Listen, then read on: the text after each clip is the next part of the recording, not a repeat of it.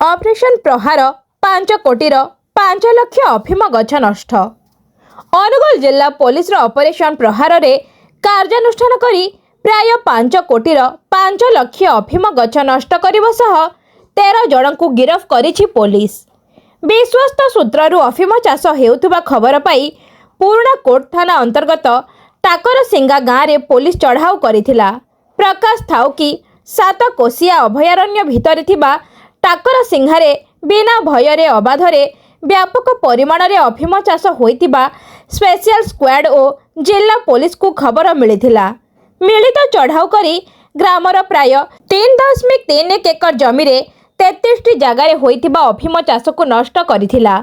जिला आरक्षी अधीक्षक राहुल जैन निजे एही चढ़ाऊ रे उपस्थित रही घटनार अनुध्यान सह अफिम चाष पई केउ माने प्रोत्साहित करूछंती पचरा उचरा करथिले। प्राय 5 लाख अफिम गछ नष्ट सह प्रस्तुत थिबा 1 केजी अफिम जहार बजार दर प्राय 6 लाख टंका हेबो जबत करा जायथिला। एही चाष रे संपृक्त थिबा 13 जन को गिरफ करा जायछि। 13 जनक मध्यरु 6 जन महिला अछंती। उक्त चढ़ाऊ रे इंस्पेक्टर विभूदत्त राउतराय, इंस्पेक्टर धीरेन दास, इंस्पेक्टर मनोज कुमार प्रधान, इंस्पेक्टर प्रकाश पात्र और पुराणा कोट थाना कर्मचारी सामिल होइथिले।